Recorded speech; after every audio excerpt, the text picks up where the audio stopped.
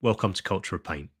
In this episode, we'll be taking a look at what's caught our eye over the last couple of weeks in the miniatures painting world. For the main subject, we're going to have a bit of a chat about what we think are some of the greatest and most important heavy metal paint jobs from the last few decades. And we'll close out the show, as usual, taking a look at what the hashtag Paint Cultists have been up to. Now, Culture of Paint's aimed at a mature audience, and we might use explicit language and discuss adult themes. Now, let's talk about paint.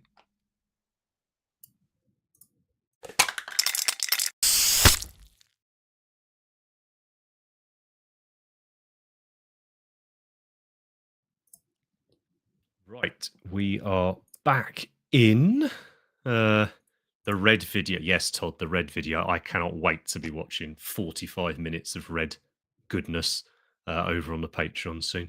Hi, everyone. I'm Henry, and joining me as usual are Matt, Andy, and Rich. Everyone's here. Finally. Summer break. We've had a bit of a summer break, yeah. It was useless trying to organise it all. So a couple of false starts, and now we're good to go. And I think a pretty tasty one to come back on. Nice to see some familiar names and some new ones. Got Todd on finally in the actual time zone for once, not like 3 a.m. or whatever it normally is. Easier for him. Meeting up for a pint on Friday will be lovely. And then Andy's in the chat under several different names, I think. So I guess it depends how nice the reply is to you. If it's horrible, that's him as got my burner account. Yeah, exactly. For the savage comments. Good to go. But we're all good to go. Matt, you appear to be completely artworked out, correct? Go on, give us a quick like tour. What's what on the wall? So these are all originals. Gibbon, Des, England, Wiggly, Tony Ho, Adrian Smith, Des Hanley, Paul Bonner, Carl Kapinski. All originals. Yeah, it's not a bad wall, is it? Hey, fucking hell. It's not a bad wall. Must be that golden demon compendium cash. That's it. That's it, right? Hey. all those adverts he's running on the Instagram. Right, where are we? We got chat's good to go. That's good to go. Right, enough waffling. It's been a fair few weeks. In fact, I think it's been a month since the last show. So there's been tons of stuff coming out. Picked. You dropped for a second there. Oh. I've dropped for a second. Yeah, just mute for 1 second. You're grand. Any luck, I'll drop out later, and everyone can just listen to you guys nattering about lovely paint. But for now, cult picks. What's up first? So up first is nice one. Hey, so this was an account that I came across when I was looking at the Paint Cultist hashtag, and really fucking liked it, and decided to go and look at the account itself. Yeah, it's right up my street. So this was the picture that first piqued my interest. So this person basically wanted to make their dream goblins, Warhammer goblins. So it's the heads from what would it have been, 6th edition fantasy. It's the bodies on most of the goblins. It's the bodies from the newer edition, so the Battle of Skull Pass goblins. Then he's green stuffed the little hoods to be more, pointy and and everything. Yeah.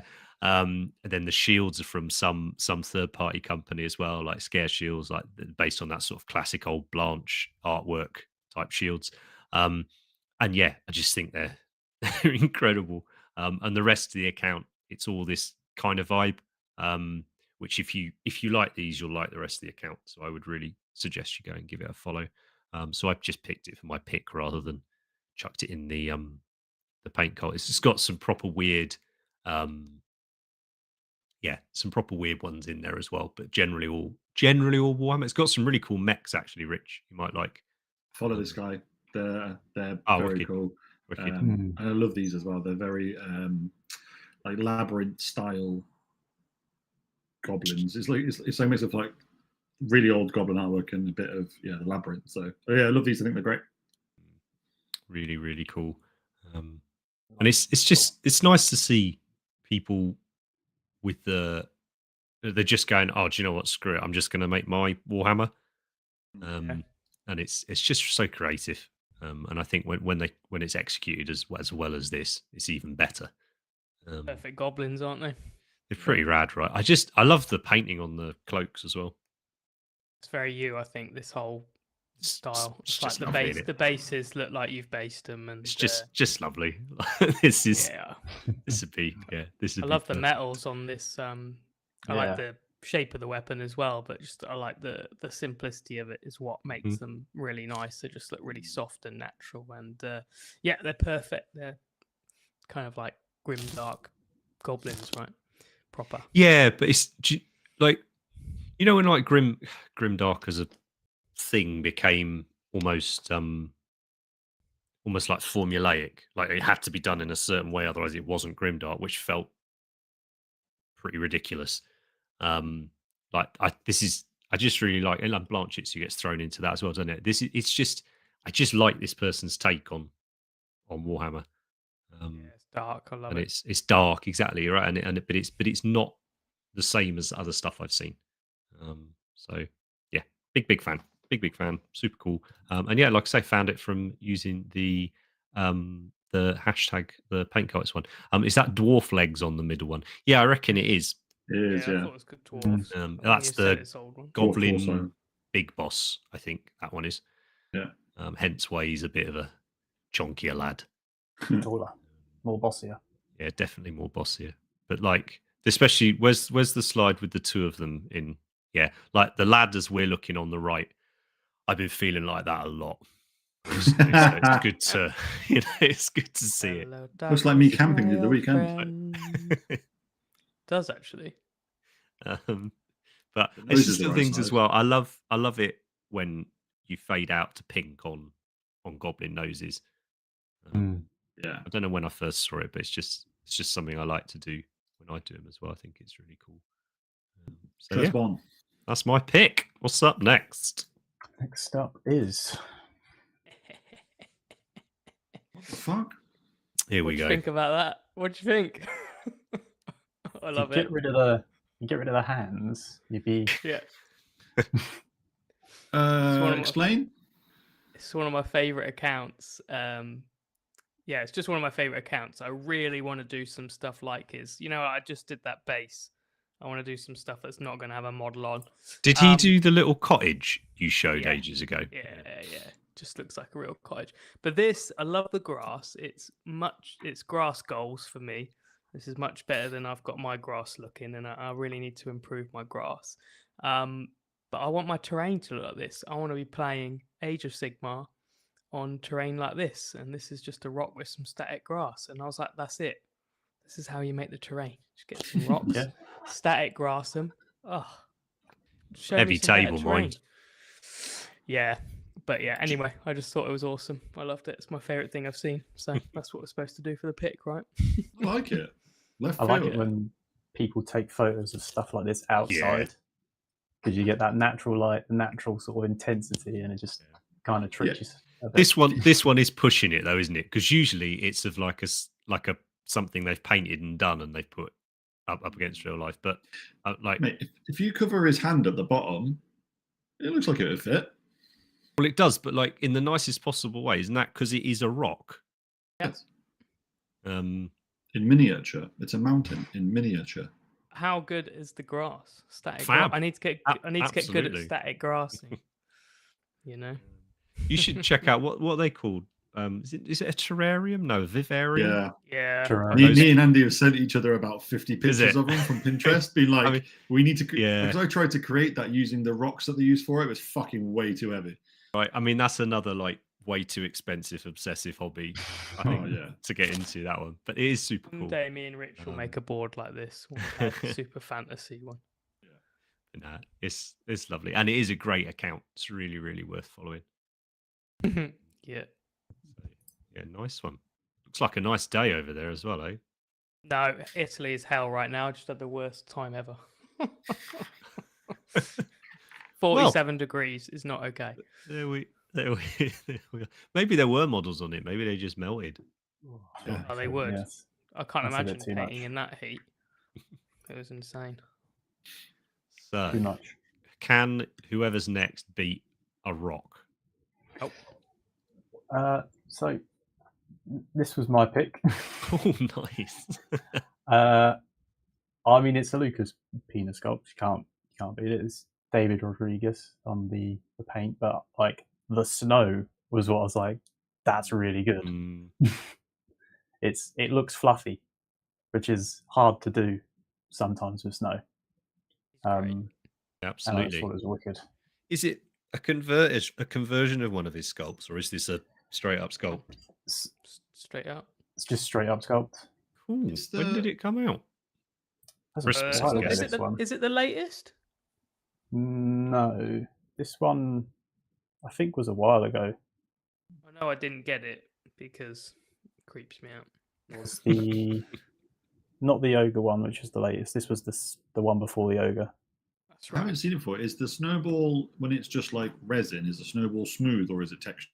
Yeah, it's like smooth, a resin smooth ball. Ah, cool. That's cool. And what's really cool about it is that I had to do a bit of a triple dip just to get them all in, but really? He's done 3 of them in different styles, and they're basically he's kind of done this like theme behind it where they're all kind of brothers or something, right? And it's just a very cool little thematic thing behind them all, which was that's the best. Amazing. Fun. Man ordered 3 big bucks. Yep. Todd just saying in the chat there, sorry to interrupt before I forget it, he reckons you just go hard and do bonsai trees for your terrain. I'm going looking at bonsai on Saturday, mate, I reckon. There we go. So hard to keep alive. Yeah, they really are. I killed one within about a month of having it. I was just like, oh, even the plants don't want to live with me. It's going to jot down some ideas for a future episode. It's basically a painting show that's got fuck all to do with painting. It's just sort of access to a lot of bonsai, FYI, but that's a story for another time. But no, this is wicked. This is how big is it as well? It looks pretty bust size. Yeah, bust size. Sort of usual generic bust size. But it's going to be one of them, is it? Right. So, 112. 112. Good choice, mate. And which means we got 1 left, right? Yep. So, what's this old school? Yeah, that's my point. This came out at Fest. They said it was going to be out in the summer, and it hasn't shown up yet. And I fucking want my pig.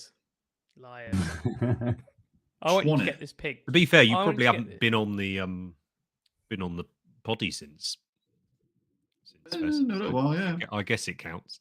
It hasn't shown up, has it? I haven't looked at it for ages. It's really good, isn't it? Big old unit, isn't it? It's fucking massive. And there's 2 versions of it. There's this version which is named character, and another version which is slightly less spiky. But I just want it, and I was trying to think of a good thing to pick. And there's been a bunch of stuff that I've seen that's been cool, but it was all Space Marines, and I figure I do that every now and again. So I went for this as it's the lead time on it's been huge. So I just remove the 2 dudes on the side. I think it would look way better without them. I think isn't that the other build?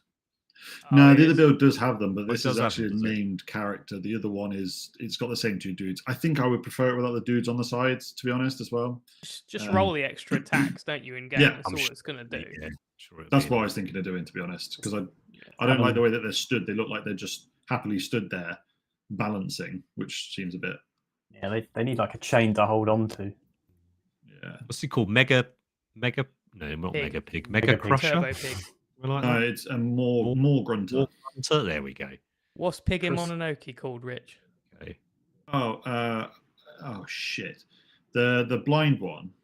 I am a big pig. That one. Yeah. Yeah. That one. That's who it is. That's his name. Koto. Is it?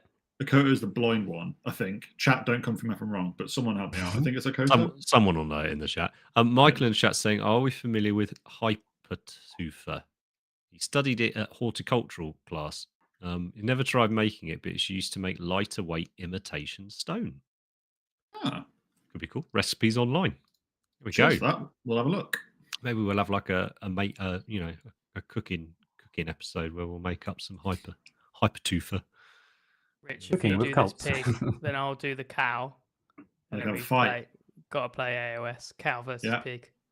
I'll finish the terrain I started for it. We'll play a game. Yeah, I'm keen for AOS. Super keen.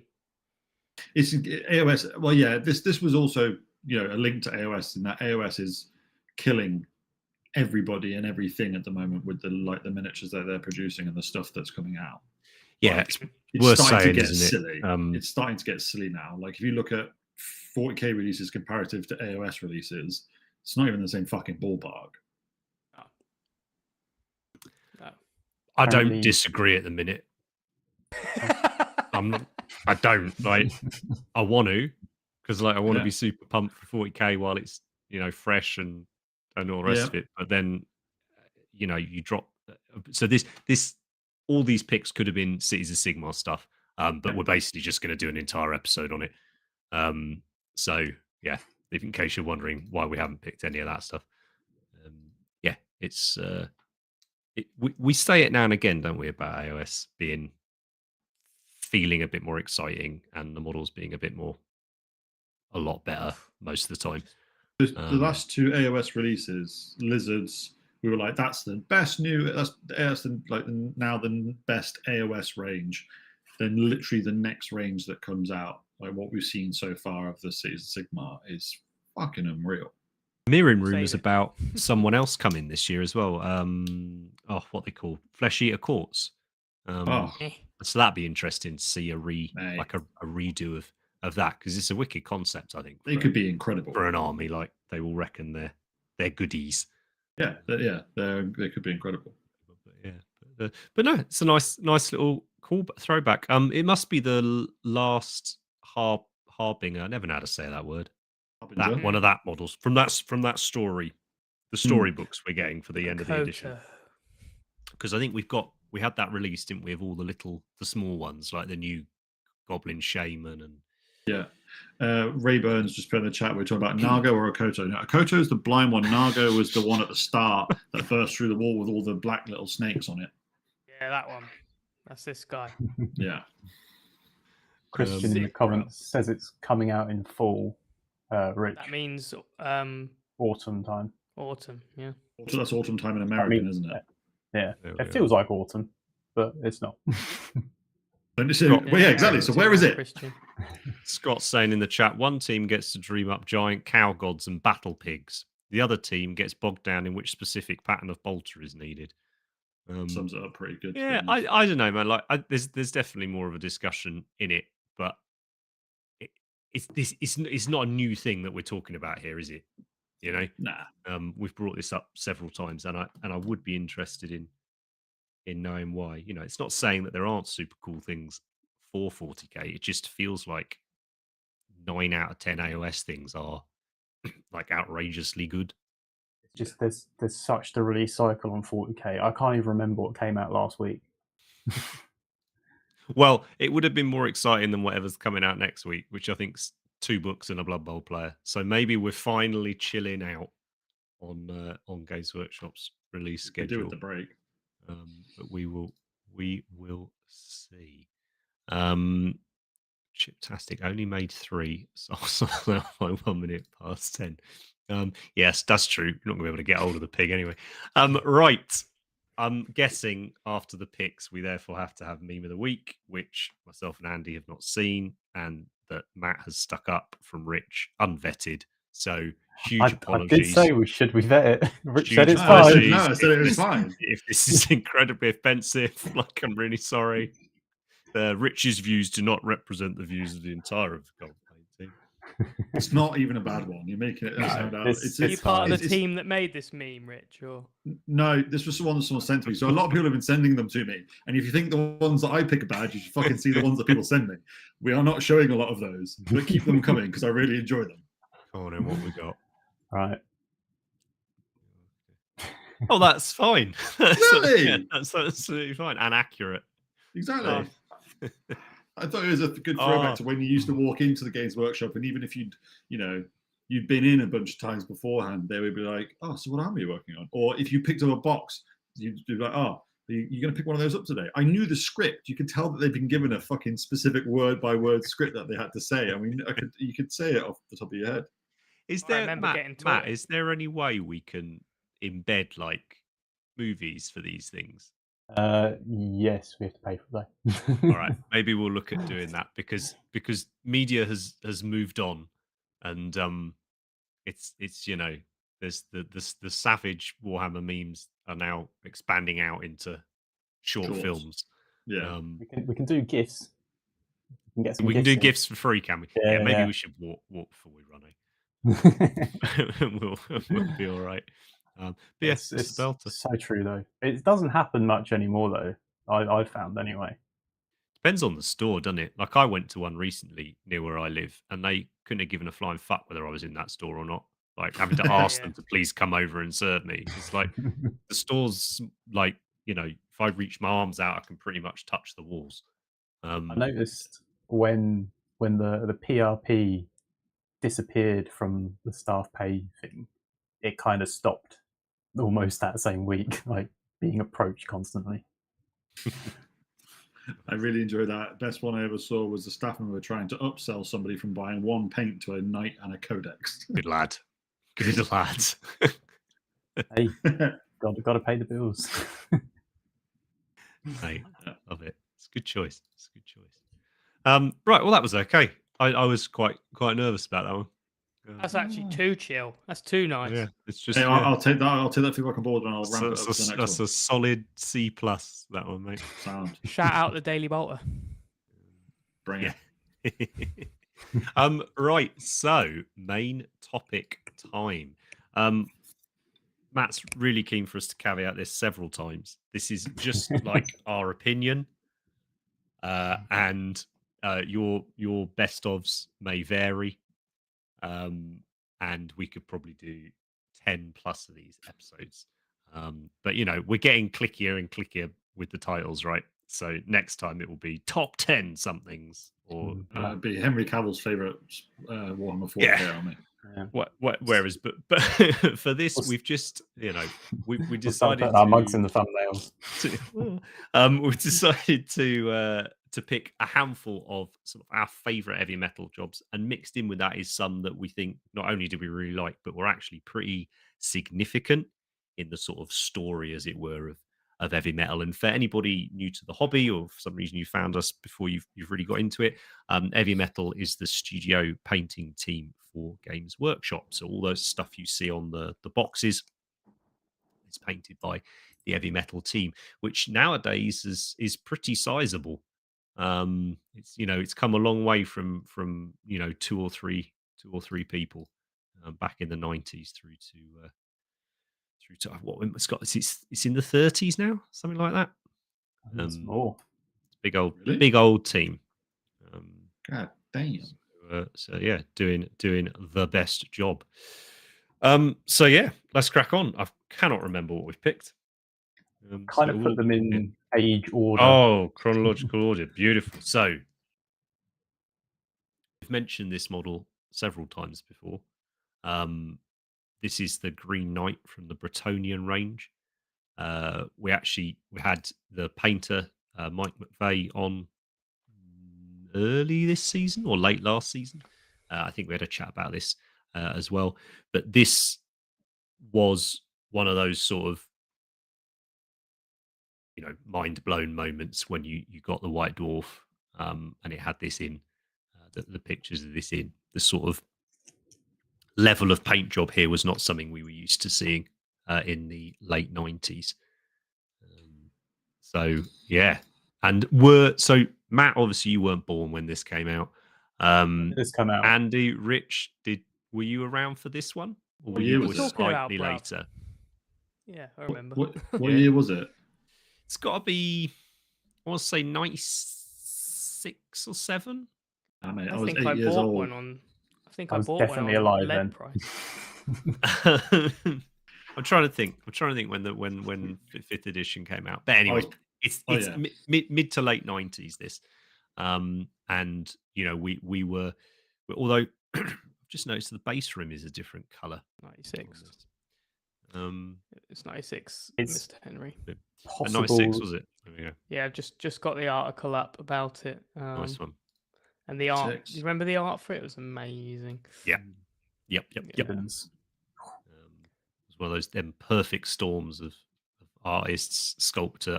Believe it was one of the Perrys. Pretty sure they did just about the entire both they did a Bretonian lot. ranges. It's when But the yeah. Lizard Men and Bretts were in the box, right? Because that's right. when I came. Yeah. That's when I came in. That's Cool. like Cool. I've still got that box. That Bretonian actually on the front would be amazing if that got sculpted. Well, someone's had it commissioned actually fairly recently. Right. There's a few what are they called now? Instagram not channels. What the fuck's it called? Accounts. Thank you. Sorry, accounts. That do basically old hammer Bretonians like this, like the Iris from, and someone had that model done, Andy, and it's really, really cool. Really, really cool. Do you reckon they'll ever redo this? Because it's like it's in that bracket of like. Well, I think they'd have to give a shit about the old world, wouldn't they, mate? If they wanted to redo it. So maybe, you never know. Maybe we'll see. We can only hope. It's coming soon, though, isn't it? He didn't get redone. No, he's never been redone, has he? You know, he's stood the test of time. I think it's our Ben that's got a sealed one of these, or certainly still in box. I've got a metal one that I bought in early 2000s. Yeah. Just found it. But yeah, what do you guys think? Really, it was very cool. I'm hoping that this is one that we see like with that new like Cities of Sigmar horse dude. Could you imagine the Green Knight, but in that sort of new plastic? Oh, come on, just do it. It could be exceptional if they redid it. It really could be. And even I get it. It wouldn't be that. Even if they did it as it's just a knight. It's not the Green Knight, but it's basically the fucking Green Knight. Like it'd be a pretty good like nip around. Well, as a nice early tangent, does it need doing? Like the Bretonians of this edition are very different to the Bretonians that came in 6th edition and were the ones that you got through to the end and are the ones that we're about to get when the old world's re-released. So this was it was basically just Arthurian legend stuff. The knights was super heroic. All the peasants loved them. Everything was wonderful, as well as wonderful as it can be in sort of faux medieval times. There wasn't really any grimdark at all with it. So, like, does it need revisiting? I think or are there cooler things that you could do? Potentially, it's so iconic that it's kind of like when like when they redid Abaddon or Mephiston or something like that. It's those big, iconic named characters that they've stood the test of time. This is very old sculpt now, obviously, and it would be just very cool to see it. Oh God, imagine if it looked like the art in plastics. Yeah, I've got the art in front of me. Sorry, I'm just thinking, so good. Who can we get on the blower? Let's get that commission done. So amazingly good. And they can't copyright it because Green Knight's just generic. Oh, mate. Get that on Kickstarter, pal. I reckon, it would be not the new Green Knight because the Green Knight is a distinctly Bretonian model. I think they'd work it in somehow. But it's, Well, we've seen a new Bretonian sculpt, which for me was quite disappointing. And I think the thing is, it could be a quick resin sculpt, right, from Specialist Games, and it'd be disappointing. You want like a glorious plastic kit. So if they do it, I really hope it's not just like one of those quick jobs like that latest Imperial Fist character. It's just you don't want anything that level, do you? No, but if you look at the other ones, so like Gazgul, Mephisto, and all those that have had like a major glow up. Imagine if it got Citadel ones. There's big differences, isn't there, with that? But also that 40k is still 40k. True. And if the old world is what we've been shown recently, as opposed to 3 or 4 years ago when they announced it, if it's actually going to be more like what they've shown us recently, it's going to be 20 to 25-year-old sculpts. That new Bretonian model Andy mentioned, it's fine, but it almost feels like it's been sculpted to look fitting next to those old sculpts, which is fine. It's cool, it's whatever. But like, would you? Let's say, for sake of argument, you get a new Sylvaneth book for AOS. Do you bring the Green Knight in there? So in the history, the Wood Elves realm was within Bretonia, and the Green Knight had a little bit of like his lake was supposedly by Lauren Forest and all the rest of it. You know, do you bring it in there? But this is why I say, like, I just can't see it being redone. Yeah. You know, if they had gone back and done a proper new version of Old World with brand new models and loads of investment and direction and all the rest of it, then maybe. But given what we've seen, this is kind of where they almost need to, like what they're doing with the exclusive, like limited range or whatever. That'd be cool. I would love to see this. Just they do the Old World, release it. They release this in new classic, just as a sculpt. Yeah, yeah. Here's a cool epic sculpt. Doesn't have to be for anything specific, but just don't make it limited, and make it accessible. Yeah, or do it for like a book. Either. Yeah, just here's a really bloody cool miniature that we've done in proper justice to. It's going to be released at the same time the Old World comes out on the launch. End of. I mean, that'd be incredible, but it's specialist studio, right? It's not main studio, so I don't really know. I can imagine that budget's gone on another plastic tank or whatever. The epic, or only amazing. Or they release it as the miniature for the Warhammer Plus next year. Yeah, right. And then get like 10 million. Plus. Yeah, everyone gets Warhammer Plus subscription then. I'll never get Warhammer Plus. Do it for the White Dwarfs. That's all I do it for. But going back to the original point of an Eavy Metal post. So this was the sort of one of the outstanding paint jobs of the era.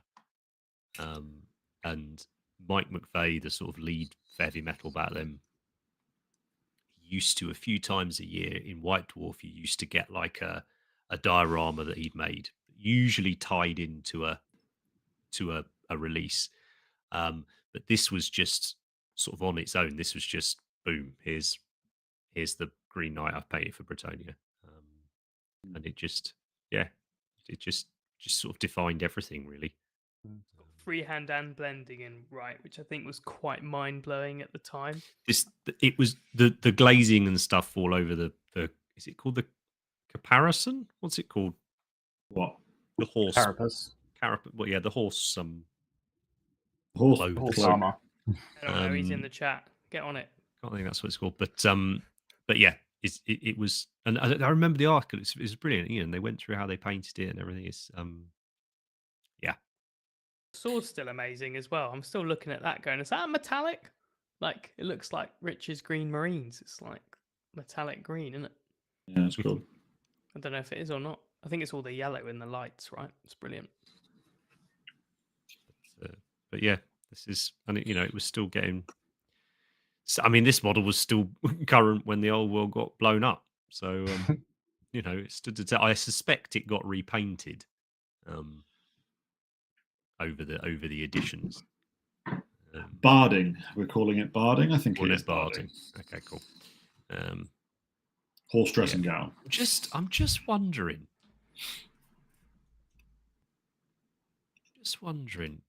Whether this specific one is the one from the.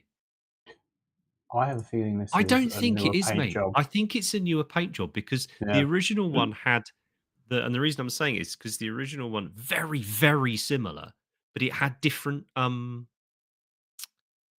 things on the pennants. It didn't have the weird sort of fleur de lis type design.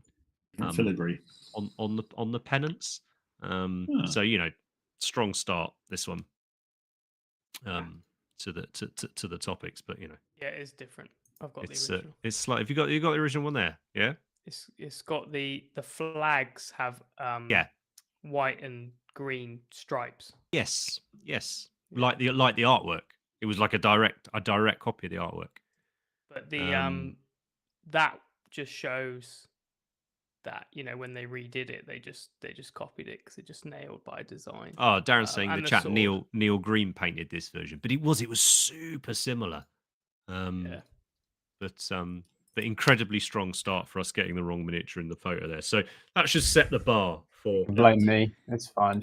And you were right, Andy. Henry, it is a comparison. Oh, there we go. It's what people come to the channel for. It's clearly not us getting the right painted miniatures. It's talking about bonsai trees and horse dresses. I'm gonna get the original one in. Hang on, give me 2 seconds. Talk amongst yourself. Well, oh man, I'd still love it. I'd still love to have a go at this mini. I'd like to get it sculpted, mate. Diddy for you, yeah. So Pretty sure it's this one. Next to my pig and have a look at it. Next to your pig, yeah, man. Can you imagine though, like, if they did the sort of, as you say, the modern take on it, how different would you want it? I'd want it a different pose, more dynamic because that's designed to rank and file. That's the problem. Yeah. But you could do a badass horse rearing. That's the McVeigh one, isn't it? Yeah. Is it? Yes. In my head, it looks like it'd be the other way around. Like that would be the newer one. But again, bizarrely on that one, Matt, it's got the brown rim on the base. So it's not the very, very original. Okay, now. But do you think they rebased it? Yeah, but it's almost certainly is the base rim has been recolored as opposed to the thing. But imagine you got that job. Highly recommend searching the article out, which is bound to be on it's bound to be on. How much would you shit yourself if someone asked you to pick up one of the models that's this like iconic and just say, "I'll just repaint the base for me"? Well, as you pick up the entire thing, if it's brown, I'd do it anyway because it's like brown, 4.5 kilos or whatever. Even that's a newer one. I guess the McVeigh one's not available. I can't find it anywhere. I'm looking at a ton of pictures of it anyway, but go and look at it. It's incredible. It was a big change, and sort of this was when we had 5th edition come out with this. It sort of signalled that change that we were getting, that we've talked about in some previous episodes as well. But yeah, pretty cool that people are still doing paint jobs on this model. What's the next one? I cannot remember. Big. One of my all-time faves. Death Master Snitch. I thought this was mental when this paint job came out. We have a year for this? What the hell? 2005 or 6, something like that? This This was sort of my coming in point. Maybe a bit after my coming in point. I was about 2000, 2001, 2, 3 kind of era, teenager. And yeah, so what was so big about this, Andy? What was the reason that this changed a lot for you? Just didn't understand it. I mean, I think I wish I knew the year, but I just remember it coming out and being like, that is insane. I think the metallic work is really good, where you've got the switch in the insides, right? So you got the kind of the darker part on the flat, and the green. It's all super perfect. The cloaks, I mean, it's just super crisp, isn't it? And it's a tiny little model. It's an amazing sculpt for a start, like wicked composition. But it's one of those paint jobs that I think just blew everyone away at the time, and it really was like showed that Eavy Metal were just absolutely peak still. You know, I think so anyway. I think that's a very good point. I think there was, it was a good flex, wasn't it? Just to sort of just to ram home that we are very good. Do you remember they used to do articles in White Dwarf where they take might be one of the painters or the sculptors or the whoever's creatives, and they'd pick a handful of, like, I think it was one model, wasn't it? They got to pick to go into like the Hall of Fame or something like that. I'm sure this was picked. I'm sure this was picked for it. And there's that wonderful version someone did of him on the like tip of a house. Yeah, that's right. Cottage. But this is, I think this feels a very modern paint job. right? Even though it is a, what do you reckon it was? 07, 08? I'm gonna guess that somewhere around I really want to know. I'm trying to find out. Darren's in the chat. Come on, mate. but oh, there it was. Darren who picked it.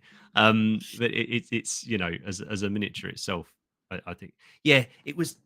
There was that. Oh, I mean, I'm biased because this refresh of the Skaven was massive for me. Not so good for my bank balance, but because you never know, I might finally paint it. But all the little.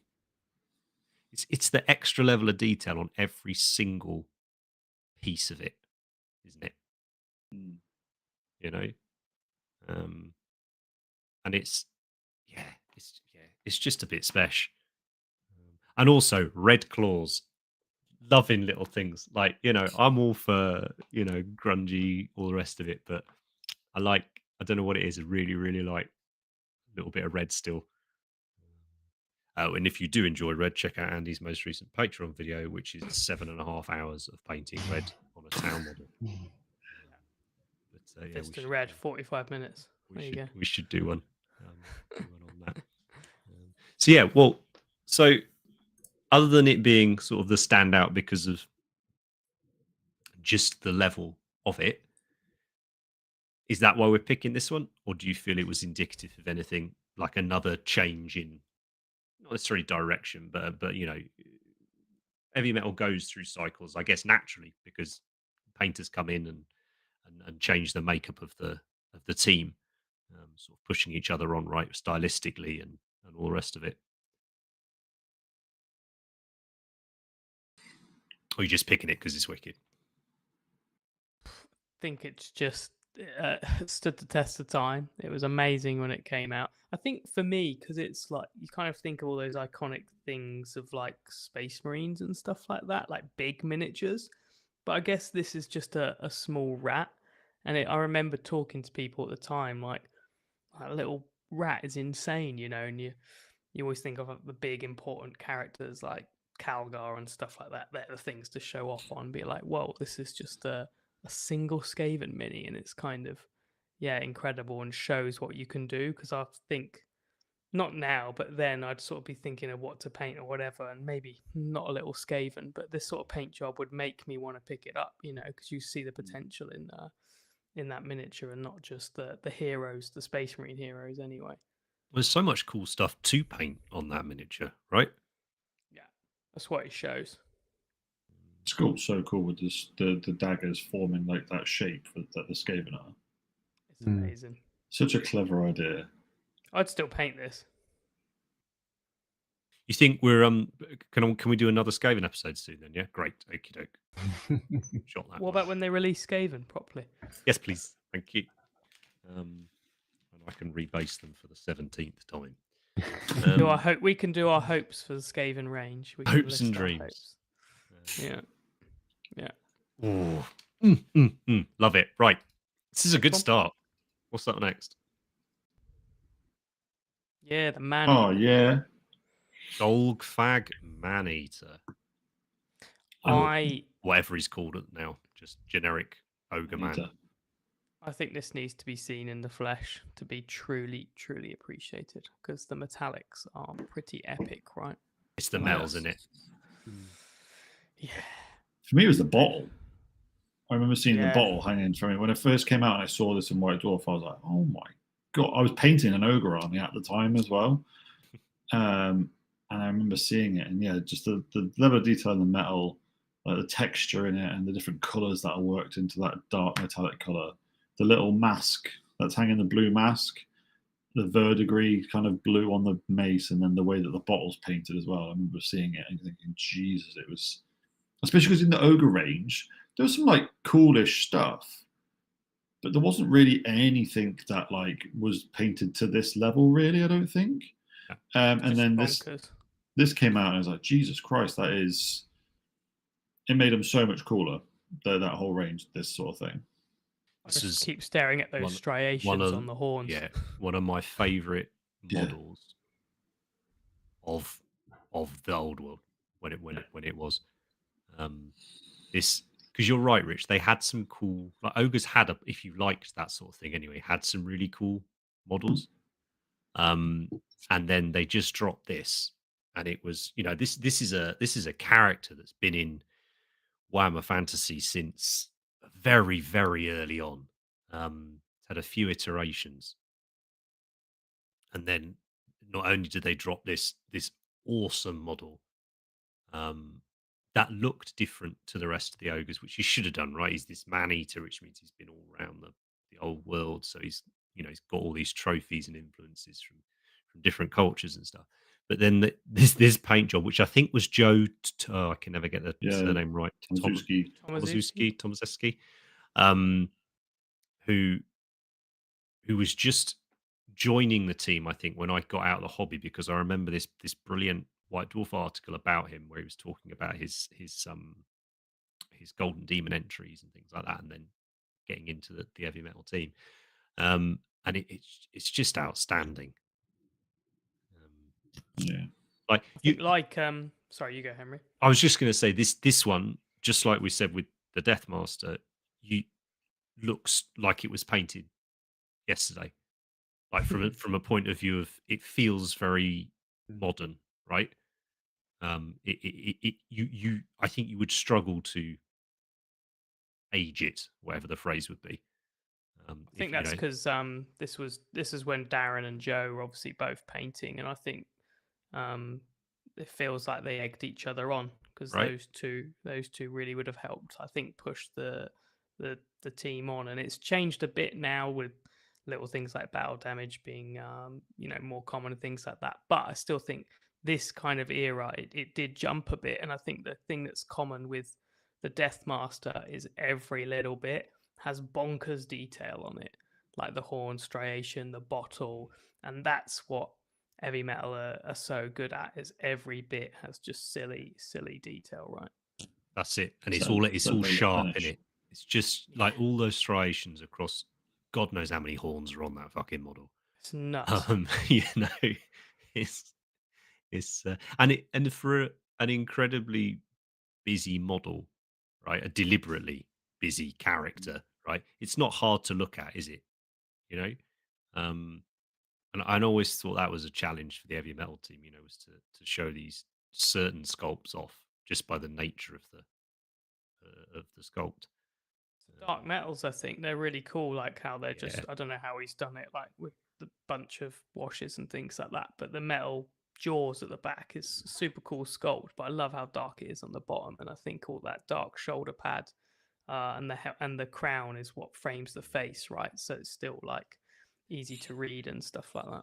I love you got all the different colors of the bones and the horns as well, because obviously you've got that shark's jawbone on the top. Obviously a very different bone color to the horns around it, and then the horns on his belly plate again are different. It's half metal, half bone, right? The top. Yeah, that's super cool. Yeah, it's a shark's mouth, isn't it? But then the bottom bit's a metal bit that it's joined in on. That's just mad cool idea, and that painting on that bone is just crazy. Honestly, this sculpt and this paint job, just like I bought a lot of ogres because of this, like a lot. I tried to figure out how you could make an army around this model. It's just making me want ogres again. It's dangerous. It's making me like, again, I think you could drop this guy straight into AOS and he'd still look awesome. But it's it was just brilliant. If the ogres ever, the regular ogre rank and file ones, when they get new models, it might be problematic. You know what though, that would be all right for you, mate, because there's not very many to do. But you'd have to paint skin, not power armor. It's fine. I'll just airbrush it and then leave it. There you go. Get it here first. Metallic clear ogres. Yeah, let's do it. Here they come. Right, I think we've got a few more, so we better get a one. Right. Here we go. It is. That's the click. This is the clickbait. When we were talking about ones that we didn't just like, but we also thought were pretty significant. This one was one that fell into the significant category. So why don't you take it away, Andy? Me? Go on. I've just got some got some cusses to put out. I was thinking how I'm going to phrase them. I think that this one, this is when, like I said, I think Joe and Daz just like pushed each other along. I think this is, when those two were both doing non-metallic metal stuff, and I think they were both pushing that technique a lot. But I think the reason this is so significant is because of the guide in White Dwarf, and people still follow that. They still want to look it up, and some people have tried to make a career off copying that tutorial. But I think even when you had that guide of how to do it, it was kind of mental, like all the work you had to do. I remember the White Dwarf coming out and reading it, going, "You do what? You glaze yellow ink at the end? Nah, I ain't doing that." I think I bought the mini and was like, yeah, I'll follow the guide. Yeah, and never got around to it, obviously. I think it also made snakebite leather this like myth and legend that you had to have it to paint NMM, right? Yeah. Yeah, but that guide's super important, and I bet people still Google every day trying to find that guide. Yeah. How to do the NMM. It shows that, like, because it's in the Eavy Metal Masterclass book as well, and you can substitute the paints for modern paints or whatever, but the guide is still relevant now, even. Like it's you can get these results through that guide, which is really cool. Like the what am I trying to say? It's still how you do it, basically. When I painted my first Golden Demon entry, I had this chalice on. I think I converted an apothecary to hold this chalice, and I just referenced every little line and dot from this one. So yeah, I just straight copied it because I was like, "How the bloody hell do you paint like a cup?" So yeah, that was cool. I think the sword's absolutely mental as well. The color's incredible. Yeah, I think it's bleach bone in the blue, and I think it's that. And I was like, oh, yeah, that yellowy color, and it makes that kind of that green at the end. And I still think about that now, like using a bit of bone in at the end of the blue on the sword. So yeah, it's pretty crazy. But this one also really brought non-metallic metal to the Games Workshop masses, right? Yeah, it is. Yeah, it was a technique that had been used by painters from other like genres and other manufacturers and things like that. But again, at the time, if you, as I think is still the case, a lot of people painting miniatures is painting Games Workshop miniatures. So it was pretty exciting to see something completely different, right? Definitely important in the development of painting in general, but definitely for non-metallic metal, because people were doing non-metallic metal from the start, but it was pretty bad.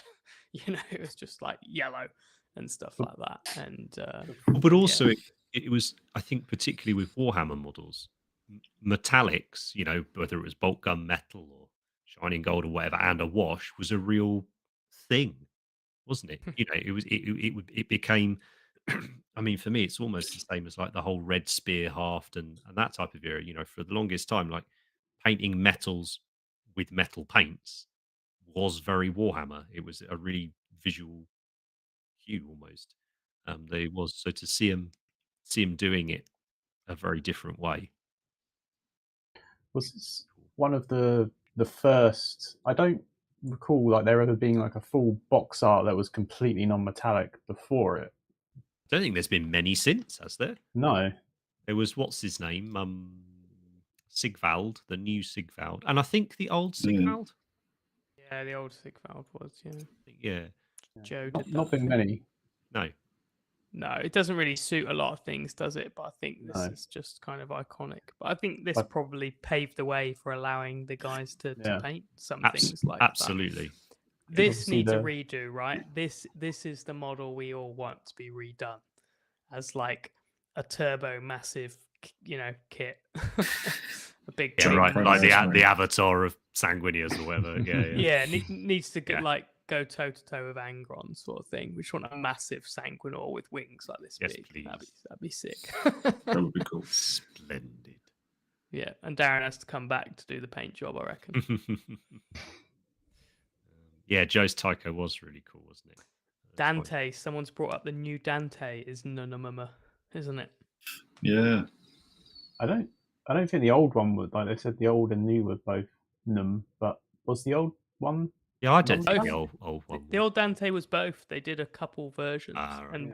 and one was so good actually. That was one of the ones where it was really hard to tell. But I think they had the old Dante, and then I think Joe did one, and it was really really good. And Joe also did. He definitely did Tycho, and that was mad. That one. Yeah. That non-metallic Tycho is super. With the good. flag. Yeah. Oh, it's just we should have put that in. I forgot about Tycho, but yeah, that Tycho is. Sorry, I'm still looking at Green Knight. Like I said, we could have done many. There's so many. Tycho gets lumped with this as the Joe and Daz NMM Gold era, pushing it forward, right? But that's the point in talking about this miniature. Is this has a lasting effect? It upped the game of non-metallic metal. And then it's only, people like Kirill and whatever that are pushing it forward now. But back then, this was what was really pushing it forward. Because those guys were the ones that could paint technically the best. And so they, combine those two things, right? Super clean and with this style. Mm-hmm. So, how many more we got, Matt? A couple? A couple. Cool. Let's crack on. So, Slambo. Slambo. Such a cool one. Boy. Now, I think this was your pick, wasn't it, Matt? Yeah, I just love it. I remember speaking to Aiden about it when it came out, and I think I don't want to misquote what he said, but basically he was like, he went to his manager and says, I'm going to paint it green. You just have to let me run with it.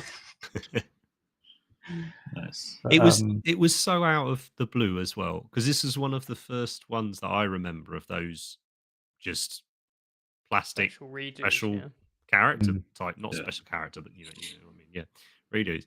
And then the fact that it was then painted very differently to all the other Chaos Warrior models that we saw at the time. And again, a very non-Warhammery way, really. Can you still get this model? Yeah. I suppose it was on the list of models that I've always wanted to paint and I've never got around to. I would love to paint this model. If I ever did like a D&D campaign or something where you have one character and that's your contribution to it, I always thought I would do this model for it. Yeah, it's just a wicked model, and again, great that it's a nod, well, a very heavy nod. Definitely one you have to see in person though, because the photos always get a bit washed out with that green color. Yeah, and in person in the cabinets in the museum, it's just so good. That's so all crisp. heavy metal stuff, isn't it? All heavy metal things need to be seen in real life. Yeah, they do. Because you don't understand how sharp they are. It's easy looking on the website and going, it's not that sharp. And then you hold it and you go, yeah, all right. I remember. Talk about. Yeah, I was going to say, I remember doing that, having seen them growing up on magazine in White Dwarf and on the internet, being like, wow, these are incredible. But then you see them in real life, you're like, oh, fuck, no, these are way better than incredible. No, Slambo is not available. Isn't? 140 quid on eBay. He's gone. When did he disappear? Go. GW taketh. Go find your local hobby shop. I'm sure they've probably got one on the shelf somewhere. Yeah, straight out of Hero Quest, definitely. I've got Harry the Hammer, if that's any good. Big time. Nah. Yeah, I always find that obviously we're fortunate enough to be able to get to Warhammer World a few times a year, and always coming out of that miniatures hall, when you see the heavy metal stuff in the cabinets, you're so used to seeing it blown up on the computer or zoomed in on your phone. in very, very bright photos. It's like the was very fortunate, like, to get to hold some of it, like, in your hand. And I remember the first time doing that, it just blew my mind. Just the accuracy and the sharpness and the finish and all of this was just like, oh, okay, I get it. Like, this is why these are very, very good painters. Yeah. Let's do another one. What's up next? Another slide or another trip to Right. World. Now we can Both. get stuck in. We can get stuck in now. Let's talk about the most. We can say this is the most recent, really, isn't it? Yeah. This is just insane, isn't it? Really. This makes me very. To be honest, this model alone made me very excited for our hobby, just in general, because I was like, oh, wow, Games Workshop can make realistic minis. Like, this is the look I always wanted from Games Workshop.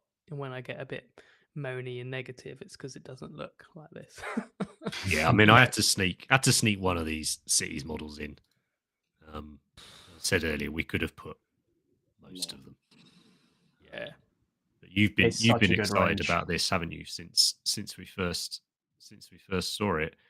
I think painting that Lord of the Rings model made me appreciate the smaller minis a lot more. A bit like what we said about Snitch, and like sometimes you think, oh, it's insignificant, it's one Empire dude, but it made me realize actually it's really nice to paint something super small and that you can go all in on every little bit. And I'm guilty of not doing that, being a bit lazy in places, and I think that's what the Eavy Metal team can't do and won't do. It's, every bit is absolutely amazing, and it's exciting, these kind of size miniatures, because I think you could just go all in on it. And how that cloth's painted is just brilliant, isn't it? Like, super crisp freehand, but it's weathered.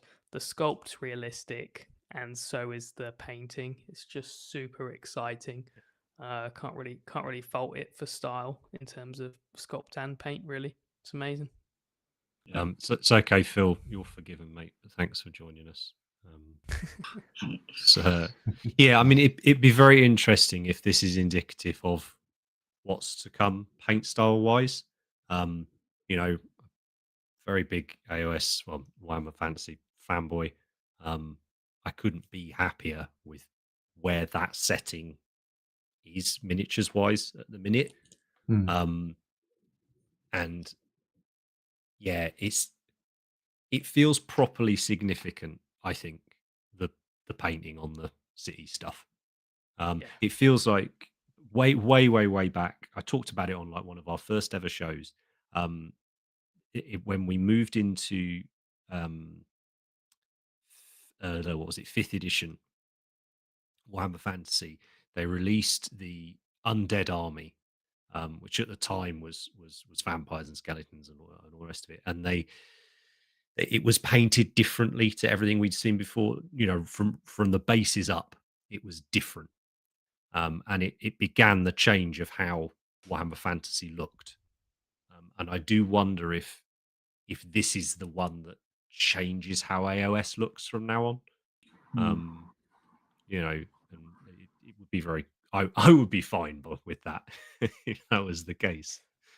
It just makes me want to do AOS this range, even though I don't want to paint this range. It's just like, I want everyone to paint cities miniatures. It's hard though. Like, we were talked about this before, Andy. Like, if you did cities, you'd have to paint every single model as well as humanly possible, and that's just what I was not... telling you all off when you're all like, "I'm going to do an army," and I was like, "Piss off, piss off." I was like, "Ben's doing an army, nobody else is." Like, don't even kid yourselves. But I want Ben to do the army and play against it. Don't get too bogged down in the cities thing just yet. Just because I really would love us to do an episode on the whole thing. But what specifically about the paint on this Eavy Metal paint job? What is it that is so significant? I think texture and weathering. I think it's the grittiness. Yeah, it is, isn't it? It's the tone. It's that vibe. It's got that grit, but it still holds to that sort of Eavy Metal ethos of it's got to be as neat as humanly possible in every aspect, from every angle. Every detail has to be painted to that same sort of level. but it does, like Andy said, it brings that. If you think about like a Space Marine that's super well detailed painted by Eavy Metal, yeah, it's amazing. But bringing it a bit more realistic, it just adds, I think, another layer to it. Like the use of really, really weathered but really nice metallics with like the way that the coat is painted as well. The cloak, it just feels different. It feels. I think it's the muted palette as well. Yeah, You've got red and yellow, but they're not like a bright red and yellow, and that's really important. Just not going straight in with the flash kits or something. Yeah, because if you look at, like, just example, the pig that I picked at the start, like the paint style that is so bright and loud and really high fantasy and over the top a little bit, but it fits the aesthetic of the orcs being psychotic dudes. I think the yellow's different though. Like if you go going back to it, I was really staring at the yellow, and I think it's a lot more weathered and a different style to the. Oh, on the big pig. Yeah, compared it is, to the isn't first. it? Yeah, it's funny you say that. I was doing. What are the new orcs in the Space Marine armor called? Iron Jaws. Those Iron Jaws, yeah. So I'm not talking about old orcs. Even the first Iron Jaws, I think it's different from that, and it's progressed from when they first did Iron Jaws. Even though Iron Jaws are pretty new, like that. The yellow around the jaw, that's amazing. Yeah. That's super weathered, but it's not like before where it was just plain yellow and edge highlighted. This is way grittier in the metal and stuff like that. Absolutely. So I think this fits alongside cities pretty nicely. But yeah, that grittiness the faces is cool. are the faces are pretty special too, right? Like on these cities models, like especially the Squire boy. Yeah, and I don't know whether it's. I know they mentioned in one of the articles or in the army one or two about how they look, that they look tired, right? Like, they're not having a great time. Life is hard. They look like us. Right? Yeah, life's tough. But like there's a lot to do with how they're painted, but also even down to like the basing and everything. If you stuck these on a different background, I do wonder if people would say, "Oh, is that an Eavy Metal paint job, or is that just a really good paint job?" Because people like to pigeonhole things, right? They like to say, "Oh, that's the Eavy Metal style. That's the this style. That's the grimdark. That's the whatever." But if you put these next to I don't know, one of the recent Primaris miniatures, it's a different flavour of Eavy Metal. Mm-hmm. There's still all the tones and sort of the essence of Eavy Metal, but it's an evolution from the previous Bretonnians, or like what would have been painted then to now is very different. You mean the Empire or Empire? Yeah. I don't think you're wrong with Bretonnians though either, mate. I think we'll talk about that when we do Bretonnian peasants, really. Peasants. There's big Brett vibes with the city stuff too, which is again wonderful, but also I think it makes me not bothered about the old world in a good way, as in it's not like, oh, the old world's gone. It's like, wow, Age of Sigmar is brilliant. Like this made me want to finish my Lumineth because the setting that Lumineth are in is cooler, because it's like, if people around, if someone does this army and Paul's doing the lizards and Rich is doing his Aurochs, that's the group I want to play games with. I can't imagine going, I'm going to play the amazing new Orcs, I'll play lizards. Like, I can't imagine playing against that. That's what's kind of cool. And out of all the systems, I think just Age of Sigmar is the one I want to do the most, really. Yeah, defo. So we will see, won't we, whether this is the dawning of a new thing. Roll on Skaven. Style full AOS Skaven, eh? What's up next, Matt?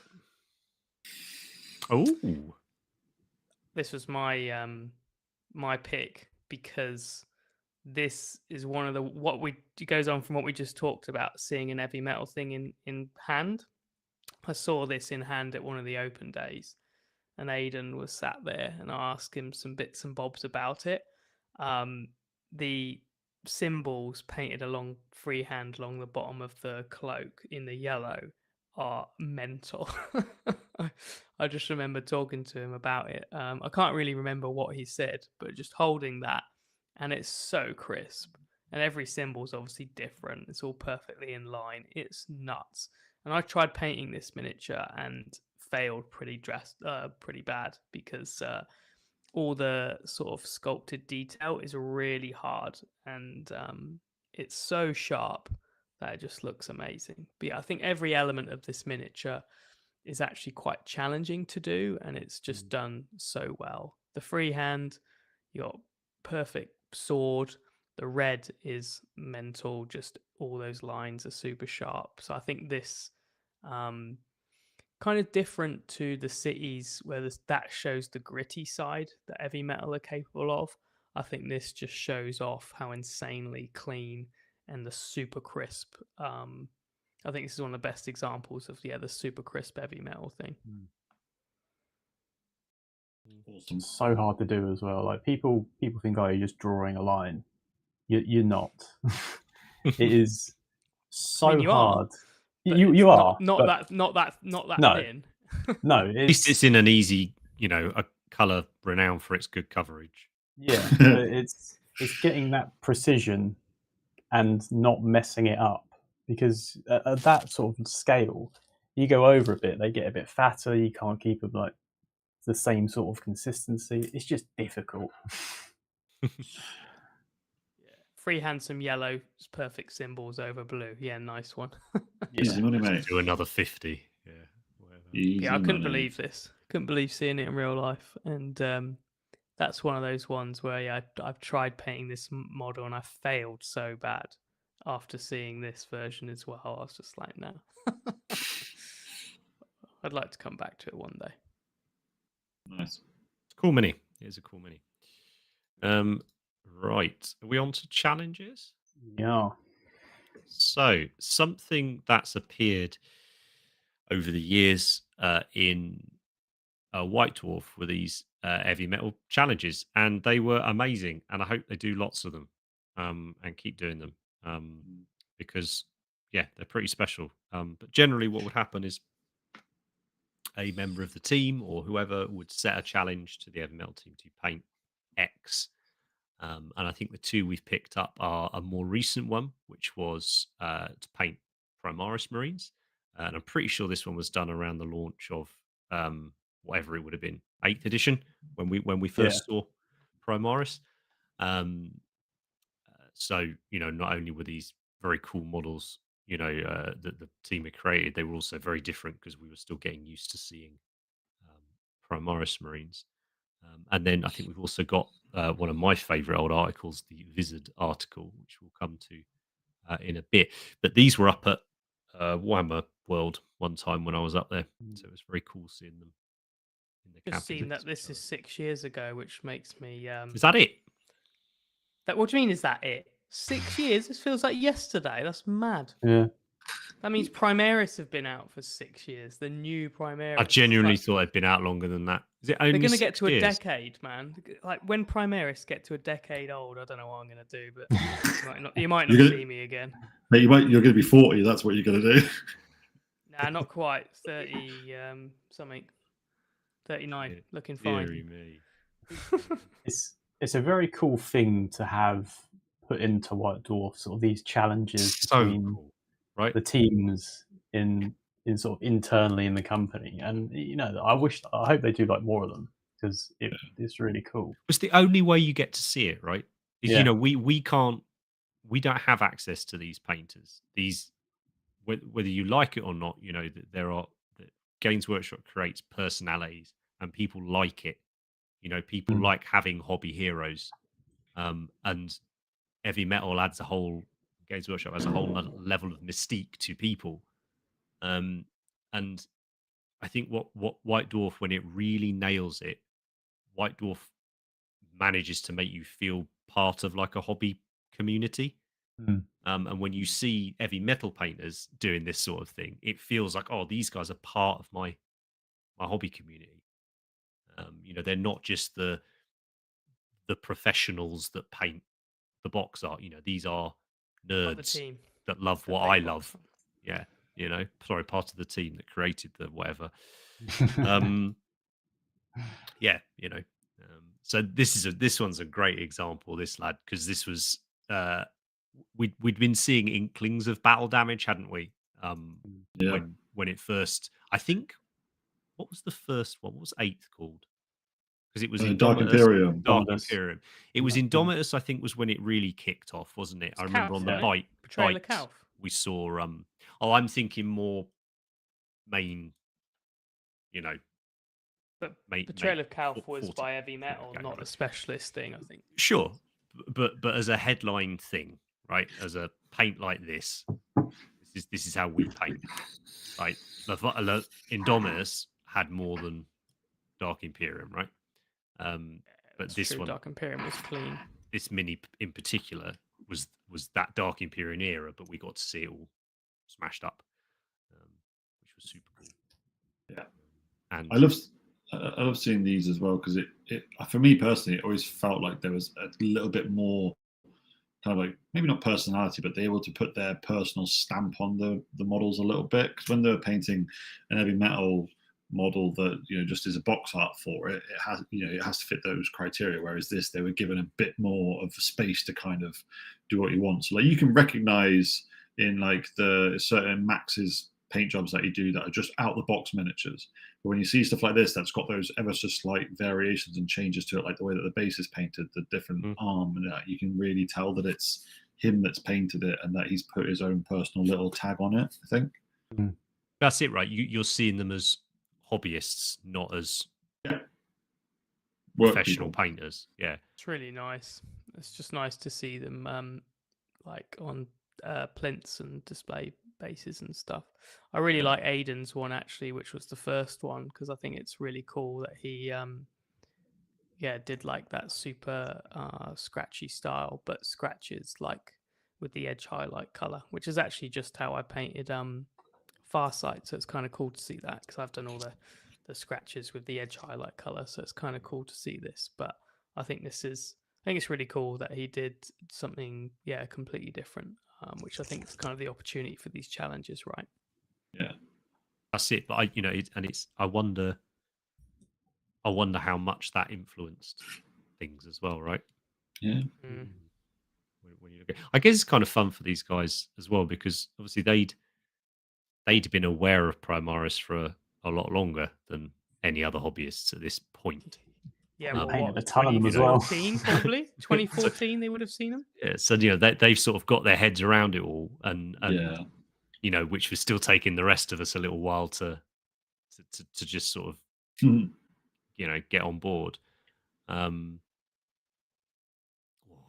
Yeah, these look so. I mean, I know it sounds sorry, right? Seeing that you can't go and see them, which really sucks. But it did look awesome seeing them sort of together on their little plinths and stuff. These challenges also must be somewhat tough to actually commit to as well, because I imagine they're doing them outside of the working hours, which are already probably quite long to keep on deadlines, and then going home or whatever, and then painting for another god knows how many hours. Yeah, right. You have to love it. Yeah, you always see that if they post something and it's like, oh, I've been painting this up on my lunch breaks this week. It's like, hold on, you painted all morning, had a lunch break where you sat and did some more painting, finished lunch break, and then went back to work and do some more painting. That's why when people are like, oh yeah, I could be Heavy Metal painter, you fucking couldn't. No fucking chance. Yeah. And preceding this by quite some years was the Wizards Challenge. One of my favorites, and I must have got this White Dwarf when I was like on sabbatical. I must have picked it up for some reason to read, and the Wizards article was in it, and it was it's just friggin' rad. We got this new newish Plastic Empire Wizards kit, which is still relevant. It's in the new Cities book. You're still using it. But you're going to see a few names here that you'll recognise, I'm sure, particularly if you followed Golden Demon. But the models themselves, the kit itself, already offered you a huge variety of ways to build the models from the various colleges of magic and everything. And then they gave it to the Heavy Metal team, who just went to town on it. This was I think this is the one that won, didn't it? Was the Celestial Wizard the one that won? They sort of tended to. They had someone pick a favorite.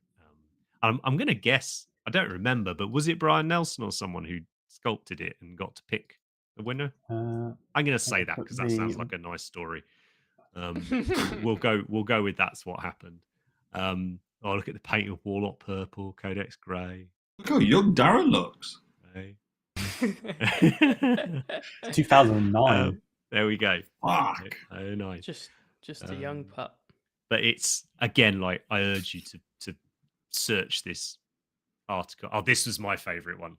This was absolutely my favorite one. Warhammer Gandalf. Just He's even got the pose. Amazing. You shall not pass me. Oh man. I'd love that model. I'd love to have that miniature. Recreate it, dude. Yeah. Such a cool Do idea. it on my lunch breaks.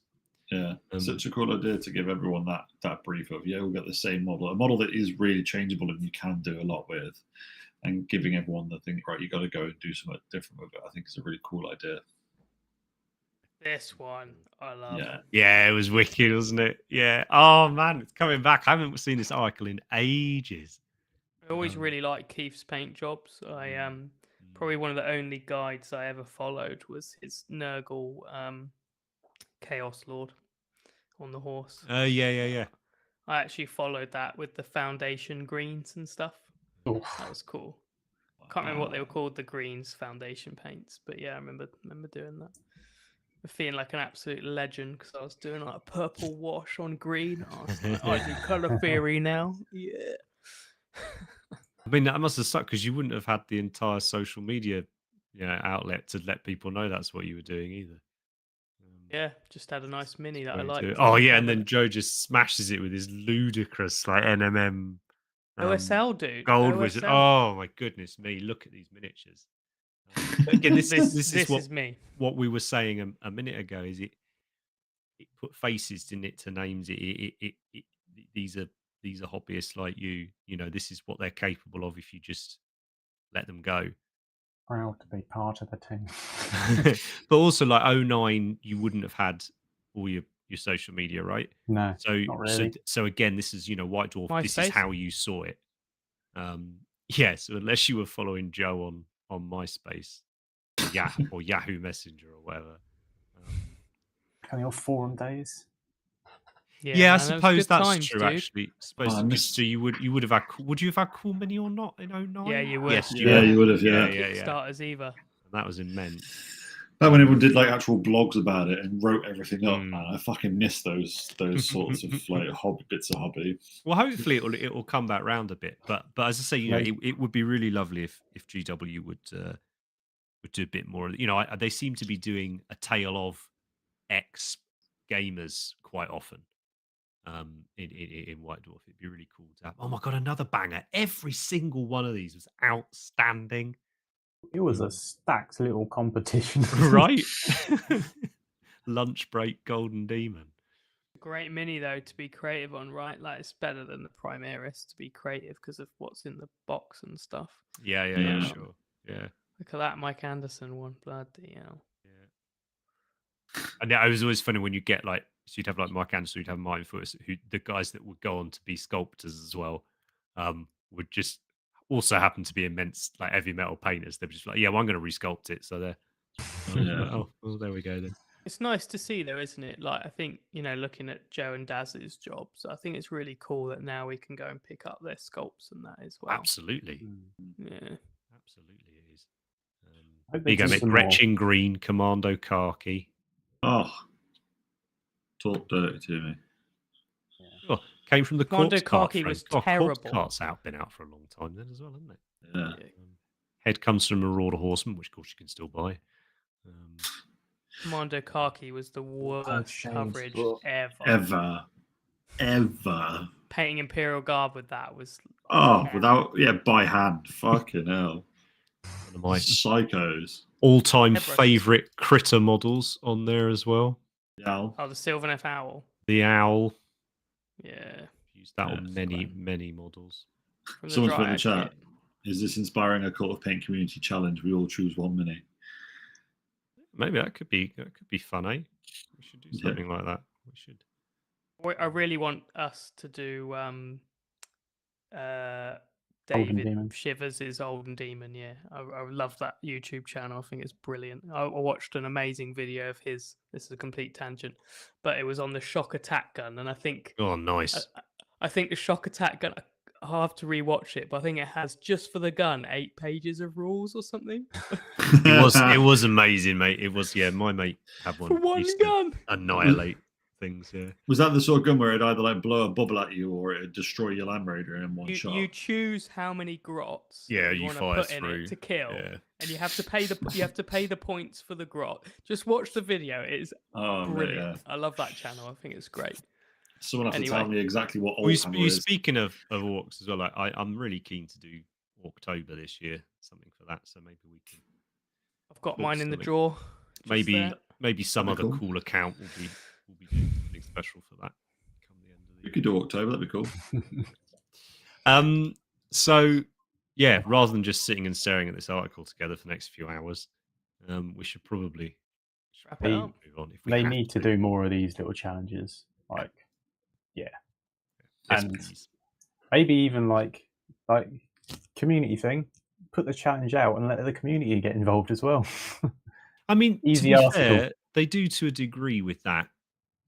You know, they don't do this, which is what we want, but they do occasionally send out miniatures not to content creators like ourselves. They will send them out to hobbyists that have that are known for doing certain things or have popular social media channels or whatever, and they tend to be sent out with no restrictions. I mean, to be fair, they're very rarely sent out with restrictions on them from a how to paint point of view.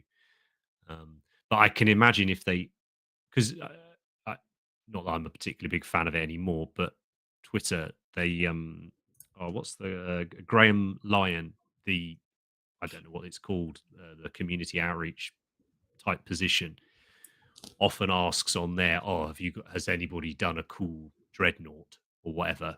We want to do an article on it, and then they will show that on Warhammer Community. So that gets done, but it's not just what I was saying, going back to what I was saying earlier, it's not quite the same as getting access to say, what's the Eavy Metal team been up to, Yeah. Mm. I suppose they can only be only hands these days. Well, it's I don't know, we've got first names. It's the start. Yeah. But it'll come back. But yeah, it'll come. They'll chill out. It'll be all right again. But let's have more of these articles. They were properly formative, I think, for a lot of hobbyists. And yeah, cool. So that is the end of the main segment. Do we miss anything? All good. I will post up some links in the description to some shots of the very, very original Green Knight as well, because I found some really cool ones, and that one for me is the properly massive. So closing out the show as normal, we're going to have a look at what the hashtag Paint Cultists have been up to. So over on the Discord, but particularly over on Instagram, if you want to follow a hashtag that'll expose you to maybe different types of miniatures, different paint styles, just accounts that aren't in your normal sort of sphere of influence. It's a really good one to follow. I think we've got 27,000, something like that now. So stuff going up all the time. Lots of really wonderful accounts. And all I do is pop on, grab a couple each episode, chat up here, just chat about them. And there are way more than I pick that are amazing and worth your time looking at. So, what's up first? First up is. Well, I try and remember what I picked. Right, I remember why I picked this one. Have you got the artwork that goes with it? Yeah. Great. So the artwork's kind of the bit to look at. Uplander's a really great account. One of my favorite hobby ones to follow.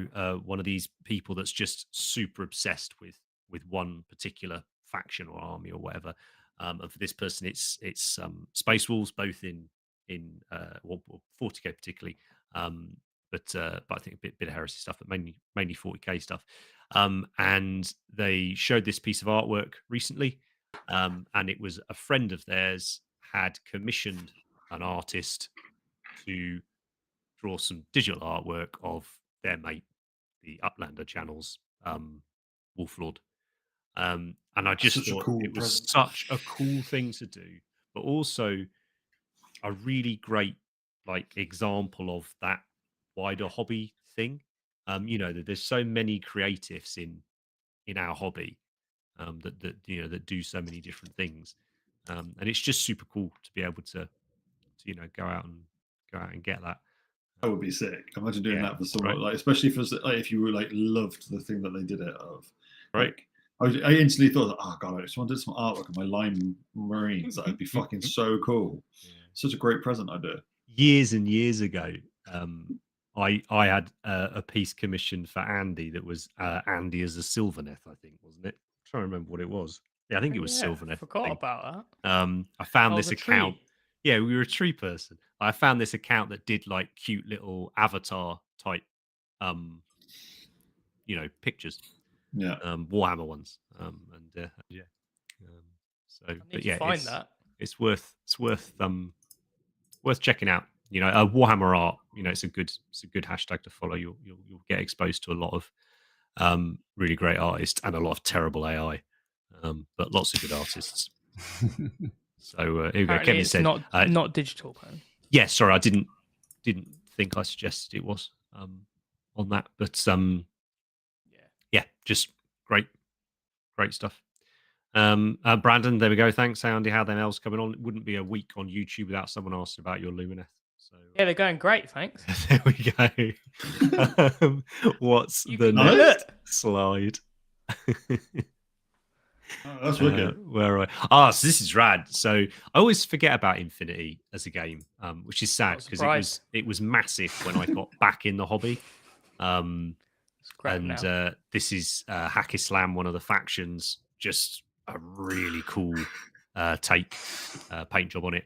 I can't imagine that miniature just looks like it's ready to fall apart.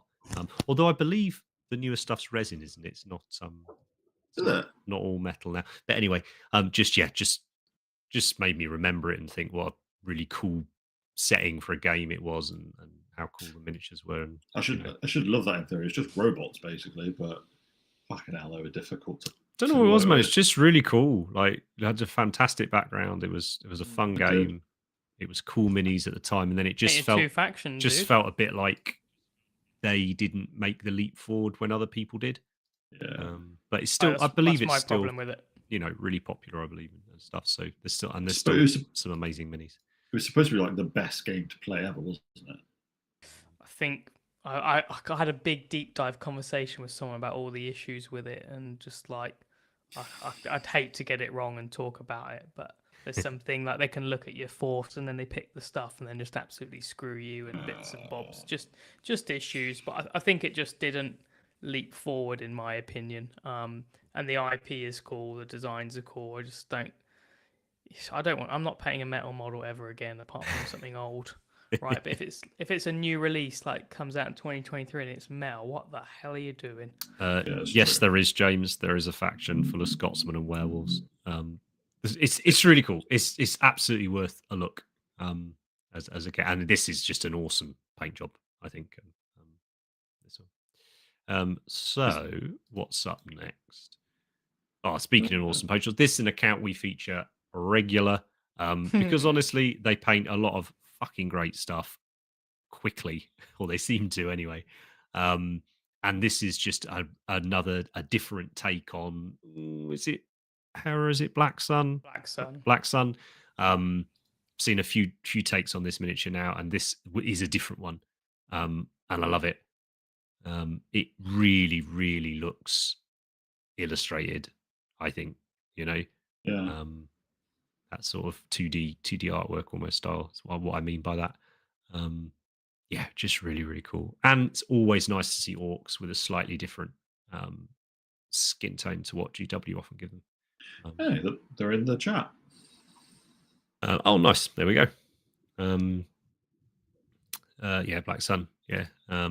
it was it's wicked meeting up at Fest and stuff as well. So yeah, amazing, great account. Definitely go and give it a follow. And I imagine a fairly, I mean, obviously it's just bust size, but I imagine it's quite a big bust size. This one's massive, to be fair.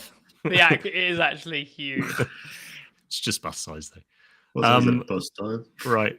What's the next one? They say I think there's a couple more. Now this is actually another account that I often pick. I don't know why, just because I like their vibe, and again they produce a lot of stuff, which I think is always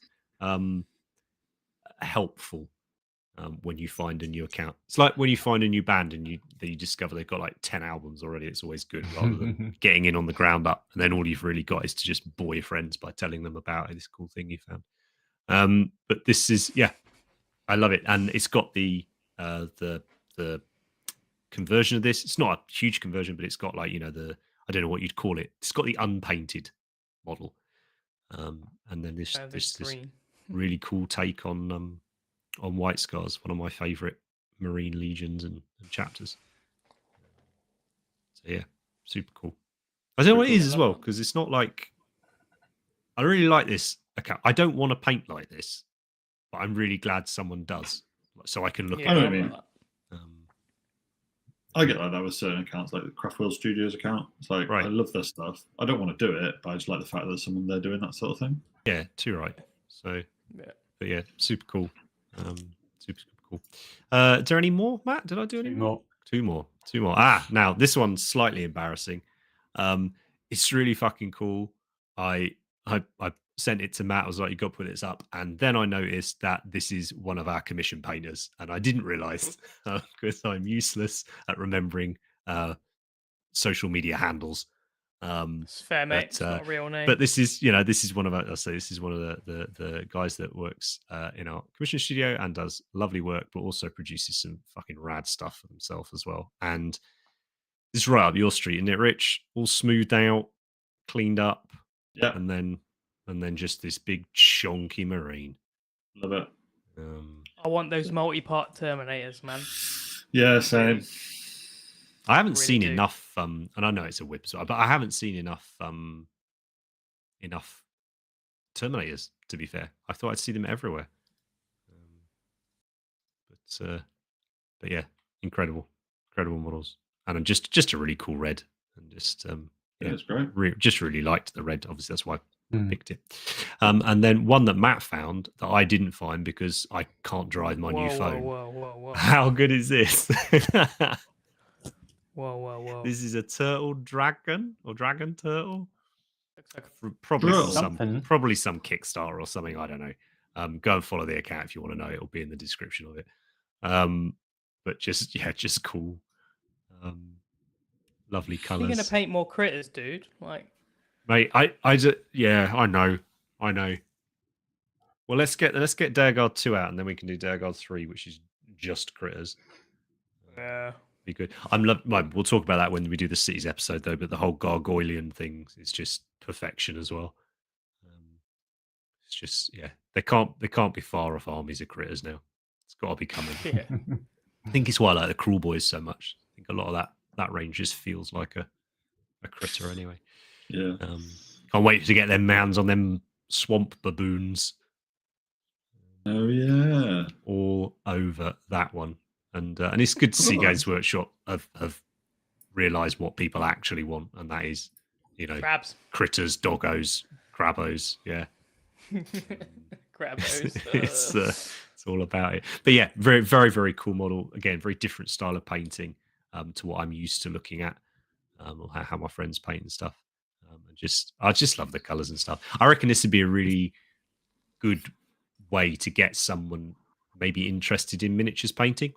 Like if you knew someone that were like, they might find Warhammer a bit off-putting as a setting. But you think, but they're quite creative. Maybe they dig painting miniatures. I think this could be a really cool one. It's very, very different to Warhammer in a way, isn't it? So so I can't wait for them beers on Friday. It's gonna be awesome, mate. So there we go. That's another episode done. As I say, we've been on a little summer break. We're going to be back next week with another episode, and then we'll be back on our usual fortnightly release schedule. If you want to get in touch with us about anything, we're on all the usual places. It's Cult of Paint on all of them. Don't do it on Instagram because I'm useless at checking that one. But you know, not too bad at checking most of the other ones. If you've got memes, send them to Rich, Army of Test Models, because we don't want to see them until he posts them up. And supposedly, edgier the better. What was that account you recommended? The Daily Bolter. I have to go and look at that. Yeah, That's top end. Is it? That is top end. I have to go and definitely go and take a look. Yes, massive giant lobster centerpiece for the next CL. What the fuck are they called? Idoneth Deepkin. Yeah, definitely. It's got to be right. So that's all cool. So thanks as ever for joining us, chat. You've been amazing. Been lovely to see the live numbers up there even after that little break. As I said, don't worry, we're not going anywhere. It just was impossible to organise it over summer with everyone with things going on. Matt's now a manual labourer as well. I was on fire. Andy was on fire somewhere, and Rich obviously just hasn't been outside because it's, you know, fair. He's been down the mine. It's been the McDonald's mine. I don't know what it is. Yeah. But that's all good. But yeah, guys, you've been awesome. Thanks ever so much for joining me. Thanks, chaps. Thanks, chat. We'll see you next time. Take care. Bye. Hang on, broke something. It's all right. I keep looking at the wrong fucking.